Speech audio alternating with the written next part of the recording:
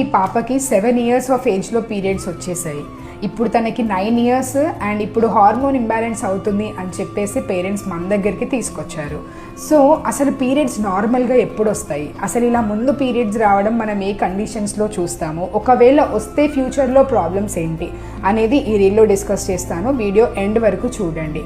First, జనరల్గా అమ్మాయిలకి periods 10 years నుంచి 13 years ఆఫ్ ఏజ్లో రావాలి. 10 years కన్నా ముందు పీరియడ్స్ వచ్చినా, 13 years దాటిపోయిన తర్వాత పీరియడ్స్ వచ్చినా కూడా ఖచ్చితంగా డాక్టర్ని కన్సల్ట్ అవ్వండి.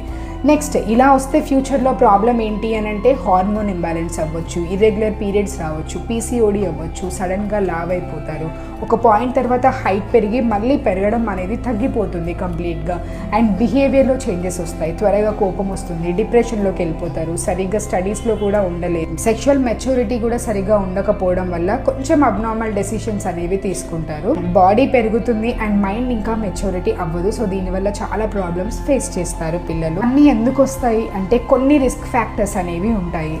జంక్ ఫుడ్ తీసుకోవడము, ఎక్కువగా ఫోన్ చూడడము, స్క్రీన్ టైం ఎక్కువైపోవడం, ప్రాపర్ స్లీప్, నిద్ర లేకపోవడము, నైట్ అంతా ఫోన్ చూసేసి సరిగ్గా పడుకోరు, అండ్ జీరో ఫిజికల్ యాక్టివిటీ, సరిగ్గా ఆడుకోవడం లేక, సరిగ్గా ఫిజికల్ యాక్టివిటీ లేక బాడీకి, అండ్ ఈ ప్రాసెస్డ్ ఫుడ్స్, కుర్కురీ, లేస్ అనేవి, ఎక్కువ మైదా ఉన్న ఫుడ్స్ తినడము, ఆయిల్ ఎక్కువగా ఉన్న ప్రాసెస్డ్ ఫుడ్స్ తినడము, ఇవన్నిటి వల్ల మనం ఈ ప్రాబ్లమ్స్ అనేవి చూస్తాము. పేరెంట్స్ అబ్బాయిలైనా అమ్మాయిలైనా ఇప్పుడు నేను చెప్పిన రిస్క్ ఫ్యాక్టర్స్ అన్నీ జాగ్రత్తగా గుర్తుపెట్టుకొని ఇవన్నీ మీ పిల్లలు చాలా తక్కువ, వీలైతే 0 ఉండేటట్టు చూసుకోండి.